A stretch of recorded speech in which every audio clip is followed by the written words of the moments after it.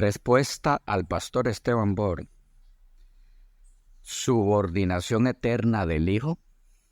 Sección 11. En el video analizado en esta serie y en otros de su autoría, el pastor Esteban Bor insiste una y otra vez en que el plan de la creación y de la salvación fue ideado solo por el Padre y que el Hijo todo lo que hizo fue ejecutar ese plan ideado por el Padre y solo por Él. ¿Qué decir a esto? Iniciemos con el plan divino de la creación.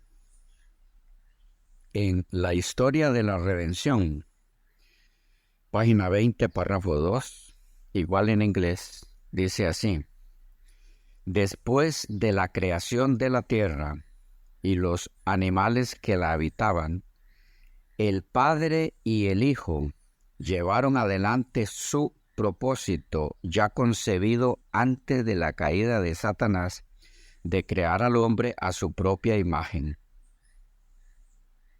Habían actuado juntos en ocasión de la creación de la tierra y de todos los seres vivientes que había en ella. Entonces dijo Dios a su Hijo: hagamos al hombre a nuestra imagen.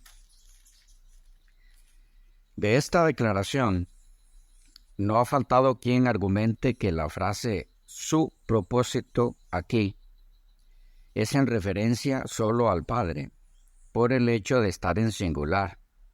Es decir, no dice sus propósitos, haciendo alusión a ambos, al Padre y al Hijo, sino su propósito, refiriéndose solo a uno, al Padre. ¿Qué decir a eso? Que el argumento es tan débil que cae por su propio peso. ¿Por qué? Por dos razones. Una, la frase su propósito es perfectamente aplicable a un colectivo, varias personas juntas, y no solamente a una. Se usa de las dos formas, y es el contexto el que define si se refiere a una o a varias personas. Ejemplo: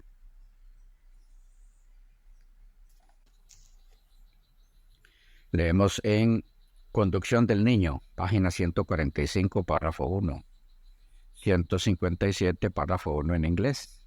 Dice: los jóvenes, en plural, los jóvenes deberían considerar seriamente cuál debería ser su propósito y obra de la vida, y luego colocar el fundamento de modo que sus hábitos estén libres de toda mancha de corrupción. Aquí la frase su propósito está en singular, pero su sentido es plural, porque la referencia son los jóvenes. Otro ejemplo, muy similar por cierto, en Conducción del Niño 188, la página párrafo 1, 181 la página párrafo 4 en inglés. Dice: hay muchos jóvenes que podrían haber sido una bendición para la sociedad y un honor para la causa de Dios, si hubiesen comenzado en la vida con ideas correctas en cuanto a lo que constituye el éxito. Pero en vez de estar dominados por la razón y los principios, fueron educados para entregarse a inclinaciones descarriadas y procuraron únicamente complacerse a sí mismos mediante placeres egoístas, pensando obtener así la felicidad.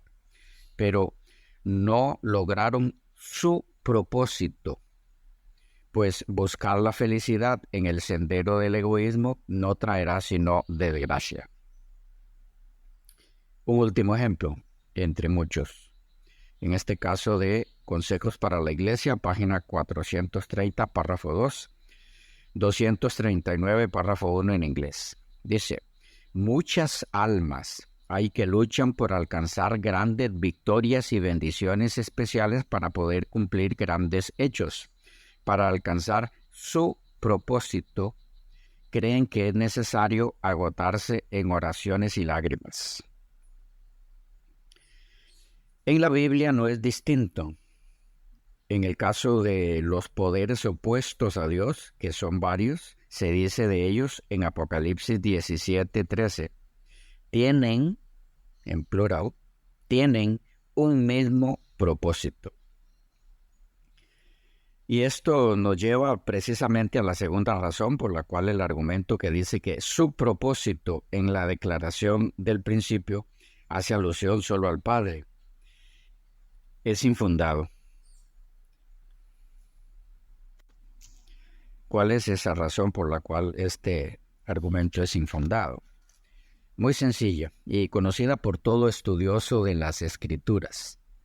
Es el hecho de que todo lo que el Padre y el Hijo hacen, lo hacen juntos, mancomunadamente, como uno solo, guiados por una misma voluntad, la voluntad de la deidad. Que ellos son uno en propósito, designio, voluntad, poder y autoridad puede verse en declaraciones como las siguientes, entre muchas otras. El conflicto inminente, página 6, párrafo 1. Dice, Cristo el Verbo, el unigénito de Dios, era uno con el Padre eterno, uno en naturaleza, en carácter y en designios. El conflicto inminente, página 8, párrafo 1. Dice, el Hijo de Dios era el soberano reconocido del cielo y gozaba de la misma autoridad y poder que el Padre. Enfatizamos y poder porque a algunos no les gusta escuchar esto acerca del Hijo, solo del Padre, curiosamente. Bien, continuamos. Review and Herald, abril 5, citada en Comentario Bíblico Adventista, tomo 5, página 1126, párrafo 6, en inglés. Dice, hay luz y gloria en la verdad de que Cristo era uno con el Padre antes que se pusiera la fundación del mundo. Esta es la luz que brilla en lugar oscuro, haciéndolo resplandecer con gloria divina y original.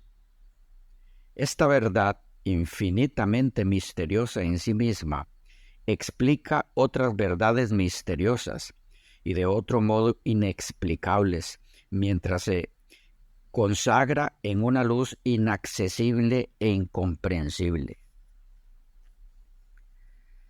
Historia de los Patriarcas y Profetas, página 14, párrafo 3, página 36, párrafo 3 en inglés. Dice, la hueste celestial lo amaba y lo reverenciaba, hablando de Lucifer. Continúa diciendo, los ángeles se deleitaban en cumplir sus órdenes y estaba dotado de más sabiduría y gloria que todos ellos. Sin embargo, el Hijo de Dios ocupaba una posición más exaltada que él. Era igual al Padre en poder y autoridad. Él compartía los designios del Padre, mientras que Lucifer no participaba en los concilios de Dios.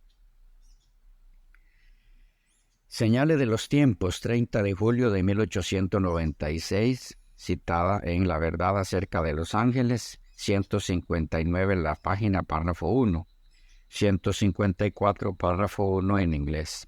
Dice así, aquel en quien mora la plenitud de la divinidad corporalmente, se manifestó en el desvalido bebé del pesebre, más excelso que cualquiera de los ángeles, igual al Padre en dignidad y gloria, ahora revestido de humanidad. Recibiréis poder, página 73, párrafo 3, 71, párrafo 3 en inglés. Dice, Él es la majestad del cielo, el Rey de gloria, e igual al Padre. Mensajes selectos, página 296, párrafo 1, 253, párrafo 1 en inglés. Dice, aunque era infinitamente grande, la majestad del cielo, sin embargo, se inclinó tan bajo, sin perder un átomo de su dignidad y gloria. Mensajes selectos, 144 la página, párrafo 2, 128 párrafo 1 en inglés. Dice: aunque tan grande como el Padre en su trono en los cielos, llegó a ser uno con nosotros. En él, Dios y el hombre se hicieron uno. Exaltad a Jesús, 147 la página, párrafo 3, 153 párrafo 3 en inglés, del 19 de mayo. Dice: nuestro rescate fue pagado por uno que se vistió de humanidad, aunque era uno con la deidad. El camino a Cristo, página 14, párrafo 3, igual en inglés, dice: el que era uno con Dios se vinculó con los hijos de los hombres mediante lazos que jamás serán quebrantados. El conflicto de los siglos, página 24, párrafo 1, párrafo 2 en inglés, dice: al segundo templo no le fue conferido el honor de ser cubierto con la nube de la gloria de Jehová, pero sí fue honrado con la presencia de uno en quien habitaba corporalmente la plenitud de la deidad, uno que era Dios mismo manifestado en carne. A fin de conocerle, página 37, párrafo 3, 35, párrafo 2 en inglés, del 29 de enero. Dice así: debido a que únicamente la divinidad podía ser eficaz en la restauración del hombre de la ponzoñosa herida de la serpiente, Dios mismo, en su unigénito, tomó la naturaleza humana y en la debilidad de la naturaleza humana mantuvo el carácter de Dios, vindicó su santa ley en todo aspecto y aceptó la sentencia de ira y de muerte para los hijos de los hombres. Esta declaración es muy significativa porque indica claramente que quien se hizo humano con todo lo que eso implica fue Dios mismo. Esto es precisamente por la perfecta unidad de ellos en voluntad, designios, propósitos, etc. Todo lo hacen juntos. Es por eso que leemos en La fe por la cual vivo, página 52, párrafo 3, 50, párrafo 4 en inglés, del 13 de febrero, así: Dios mismo fue crucificado con Cristo, porque Cristo era uno con el Padre.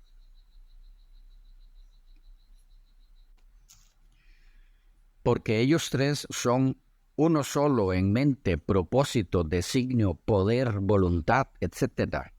Es que en la historia de la redención, página 26, párrafo 2, tomado de Señales de los Tiempos del 16 de enero de 1879, dice, en el contexto de cuando Satanás reconoció la desgracia de su condición como rebelde, lo siguiente: Cristo lloró ante el dolor de Satanás, pero le dijo, como la mente de Dios, que nunca podría ser recibido en el cielo. No se debe poner en peligro el cielo.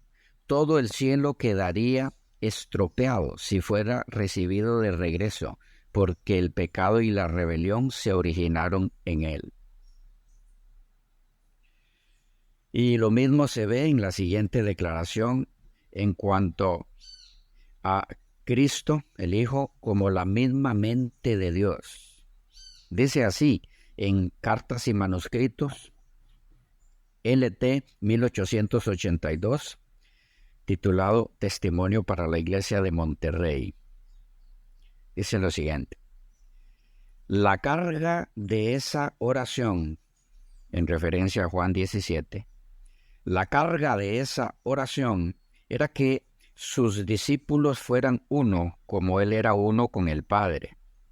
La unidad tan estrecha que, aunque dos seres distintos, había perfecta unidad de espíritu, propósito y acción. La mente del Padre era la mente del Hijo. Ninguna iglesia tendrá fuerza a menos que trabaje constantemente para que exista entre ellos esta armonía que Cristo oró a su Padre.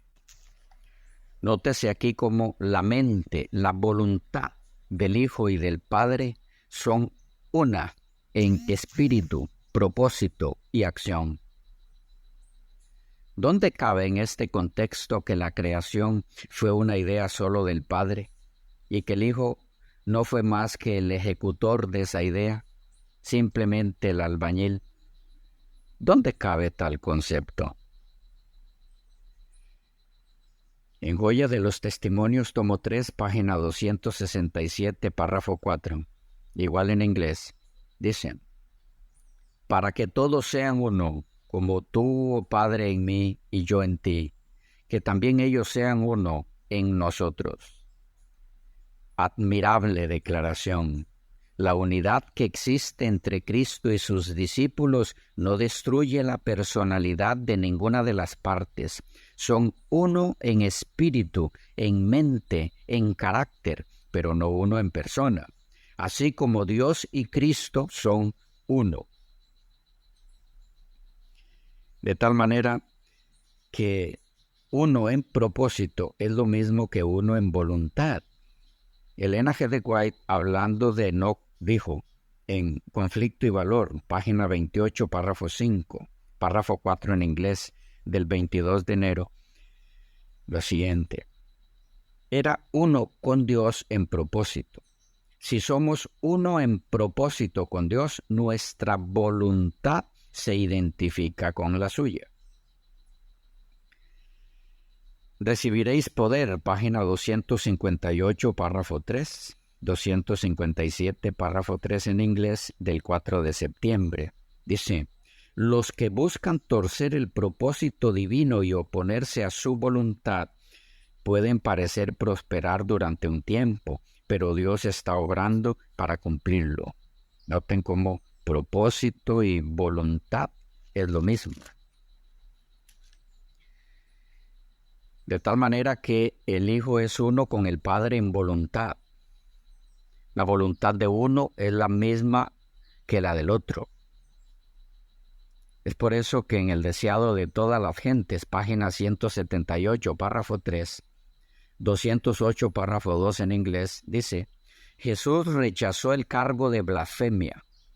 Mi autoridad, dijo él, por hacer la obra de la cual me acusáis, es que soy el Hijo de Dios, uno con Él en naturaleza, voluntad y propósito. Coopero con Dios en todas sus obras de creación y providencia. Lo mismo es con el plan de la salvación. De ninguna forma hay verdad en el concepto transmitido por el pastor Esteban Bor y por otros de que el plan de la salvación fue ideado solo por el Padre, sin incluir al Hijo, de tal forma que el Hijo solo se limitó a llevarlo a cabo, cumpliendo con una asignación. Esto es inaudito. Es increíble escuchar tal cosa de un expositor del Evangelio. Esto es arrancar bruscamente del plan de la salvación el ofrecimiento voluntario de nuestro Señor para dar su vida por nosotros sin ninguna obligación de por medio. Es excluir la voluntad propia del Hijo de Dios de darse por el pecador en ese maravilloso y eterno plan. Es presentar al Redentor como uno que no tenía otra opción, porque como sujeto y subordinado no le quedaba otro camino. Pocas veces he escuchado herejía más ponzoñosa y peligrosa. En total desacuerdo con eso, Dios mismo ha revelado en las Escrituras que la participación del Hijo en el plan de la salvación es libre de todo yugo, libre de toda obligación, basada únicamente en su insondable amor por el hombre caído. Todos sabemos que podrían llenarse páginas con textos al respecto.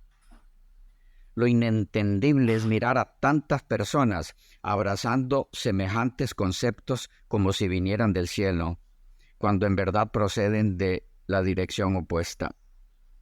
En palabras del propio Señor, Juan 10:17, Por eso me ama el Padre, porque yo pongo mi vida para volverla a tomar. Nadie me la quita, sino que yo mismo la pongo. Verso 18. Hebreos 7:27b. Esto lo hizo una vez para siempre, ofreciéndose a sí mismo. Hebreos 9:14. Se ofreció a sí mismo sin mancha a Dios. Hebreos 10:12. Pero Cristo, habiendo ofrecido una vez para siempre un solo sacrificio por los pecados, se ha sentado a la diestra de Dios. Primera Timoteo 2:6. El cual se dio a sí mismo en rescate por todos, de lo cual se dio testimonio a su debido tiempo. Es inconcebible excluir al Hijo de la mente que ideó el plan de la salvación. Eso es como excluir a Isaac Newton del descubrimiento de la ley de la gravitación universal o a Einstein de la teoría de la relatividad, y eso que ellos solo descubrieron, no idearon. En los escritos de Elena G. de White no es distinto. No podría serlo. Todas sus enseñanzas se basan en las Escrituras, y ella es más que insistente en que el plan de la salvación fue ideado por la deidad, sin excluir a ninguno de ellos, sino que una sola voluntad divina desde la eternidad. Los tres idearon salvarnos de lo que sabían que vendría en su momento. Los tres lo idearon y se distribuyeron funciones para llevarlo a cabo. Es así que en Review and Herald del 28 de agosto de 1894, párrafo 5, dice así: «Cuán grande fue la condescendencia del Padre y del Hijo al consentir en la realización del plan de salvación para salvar a los transgresores de la excelsa ley del cielo». En Señales de los Tiempos del 23 de diciembre de 1897, dice: «El Padre se entregó al mundo en el don de su Hijo. Fue el amor del Padre por el hombre caído lo que ideó en unión con el Hijo el plan de la redención». En Señales de los Tiempos, 23 de diciembre de 1897, dice: «El gran plan de la redención fue trazado antes de la fundación del mundo, y Cristo, nuestro sustituto y fianza, no estuvo solo en la maravillosa empresa del rescate del hombre. En el plan para salvar a un mundo perdido, el consejo fue entre ambos. El pacto de paz fue entre el Padre y el Hijo. Porque tanto amó Dios al mundo que dio a su Hijo unigénito, para que todo el que crea en Él no perezca, sino que tenga vida eterna. La majestad del cielo, el Rey de gloria, se haría siervo. El Hijo unigénito, en quien el Padre se complacía, se entregó para el rescate de una raza caída». Lo más curioso aquí es que Elena G. de White se asegura de que no se excluye al Padre del plan ideado. Dice, hablando del Hijo, no estuvo solo en la maravillosa empresa. Esto porque ahí estaba también el Padre. ¿En qué mente podría caber excluir al Hijo de tal empresa en este contexto? El deseado de todas las gentes, página 773, párrafo 11, 832, párrafo 16 en inglés, dice: «Desde antes que fueran echados los cimientos de la tierra, el Padre y el Hijo se habían unido en un pacto para redimir al hombre en caso de que fuese vencido por Satanás. Habían unido sus manos en un solemne compromiso de que Cristo sería fiador de la especie humana. Cristo había cumplido este compromiso. Cuando sobre la cruz exclamó: «Consumado es», se dirigió al Padre. El pacto había sido llevado plenamente a cabo. Ahora declara: Padre, consumado es. He hecho tu voluntad, oh Dios mío, he completado la obra de la redención. Qué interesante. Hacer la voluntad del Padre no era otra cosa que ejecutar lo que ambos habían acordado, lo que ambos habían planeado, lo que ambos habían ideado. Es por eso que en la Review Herald del 24 de febrero de 1874, el párrafo 26 dice: Cristo propuso convertirse en ofrenda voluntaria por el hombre. Y en Reflejemos a Jesús, página 8, párrafo 5, página 16, párrafo 5 en inglés, del 2 de enero, dice: en consulta con el Padre y el Hijo, decidieron que Cristo debía venir al mundo como un niño y vivir la vida de los seres humanos desde la niñez hasta la madurez, soportar las pruebas que ellos deben soportar y al mismo tiempo vivir una vida sin pecado. En el manuscrito 42 de 1897, citado en el Cristo Triunfante del 17 de septiembre, dice lo siguiente: nadie forzó a Cristo a dar este paso. Él se había ofrecido a poner su vida para salvar al mundo. Por causa de las palabras y obras engañosas de Satanás, los fundamentos del gobierno de Dios se habían concebido en forma errónea y, por esta razón, el Padre y el Hijo consideraron la necesidad de un mediador. Consejos para los maestros, página 424. Dice: lo que en los consejos del cielo el Padre y el Hijo consideraban esencial para la salvación del hombre está presentado claramente en las Sagradas Escrituras. El Ministerio de Curación, página 336, dice: ni aun los ángeles pudieron participar en los consejos habidos entre el Padre y el Hijo al trazar el plan de la salvación. Y los seres humanos no deben inmiscuirse en los secretos del Altísimo. En el manuscrito 16 de 1890, citado en el Cristo Triunfante, 27 de abril, dice: un pacto se estableció entre el Padre y el Hijo, a fin de salvar al mundo por medio de Cristo, quien se daría a sí mismo para que todo aquel que en él cree no se pierda, mas tenga vida eterna. Ningún poder humano o angélico podría haber hecho semejante pacto. Señales de los tiempos, 27 de febrero de 1901. Citada en los lugares celestiales del 6 de enero. Dice: el plan de redención fue preparado en los consejos entre el Padre y el Hijo. Entonces Cristo se comprometió a responder por el hombre si éste resultaba desleal. Exaltaba Jesús, del 6 de marzo. Dice así: Cristo acudió a Juan, al Bautista. Cristo acudió a Juan arrepintiéndose en lugar del pecador, creyendo en favor del pecador, para que mediante el plan que había ideado de tomar la humanidad sobre sí y de sufrir y morir por el ser humano, el pecador fuera aceptado por Dios mediante el arrepentimiento, la fe y el bautismo. Qué interesante. Mediante el plan que Cristo había ideado.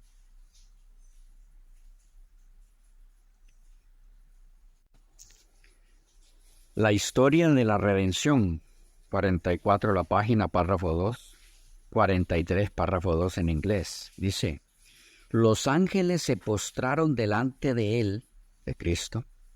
Los ángeles se postraron delante de él, ofrecieron sus vidas. Jesús les dijo que mediante la suya salvaría a muchos y que la de un ángel no podía pagar esa deuda. Solo su vida podía ser aceptada por su Padre como rescate en favor del hombre, que desempeñarían una parte en ocasión de su resurrección, que el plan había sido trazado y que su Padre lo aceptaba. Qué interesante. El Padre solo fue el que ideó el plan que él mismo aceptó. Es decir, le pareció bien, estuvo de acuerdo. ¿Qué sentido común hay en eso? El Padre aceptó un plan que él solo ideó. Es increíble a lo que se puede llegar en cuanto a cordura al intentar defender lo indefendible. Leo de A fin de conocerle, 337, la página párrafo 1, 338, párrafo 3 en inglés. Dice Elena de White ahí: si Dios el Padre hubiera venido a nuestro mundo y morado entre nosotros, humillándose, velando su gloria, para que la humanidad pudiera contemplarlo, la historia que tenemos de la vida de Cristo no habría cambiado. En cada acto de Jesús, en cada lección de su instrucción, debemos ver, oír y reconocer a Dios. Para la vista, para el oído, es en efecto la voz y los movimientos del Padre. No sé si pudieron captar la gran importancia de esta declaración. Escuchamos, como decíamos, entre los defensores y promotores de la eterna subordinación del Hijo, preguntas como: ¿por qué no vino el Padre? ¿Por qué vino el que vino? ¿Por qué fue enviado el Hijo y no el Padre si son iguales? Si podía venir cualquiera. Bien, ahí está la respuesta. Si así hubiera sido, nada hubiera cambiado. El Padre habría hecho la función que Cristo hizo, la había enviado. Pero entre ellos se decidió que viniera el que vino. No sé si alguien podría sugerirles a ellos tres un plan mejor que el que ellos decidieron, o preguntarles por qué lo hicieron así. Nosotros preferimos conformarnos y aceptar sin ningún tipo de cuestionamiento en cuanto a por qué lo hicieron como lo hicieron. Imagino que si los promotores de la subordinación eterna del Hijo le preguntaran a él mismo por qué vino él y no el Padre, les diría lo que le dijo en alguna ocasión a alguien que preguntó lo que no le correspondía preguntar. Juan 21:23. ¿Qué a ti?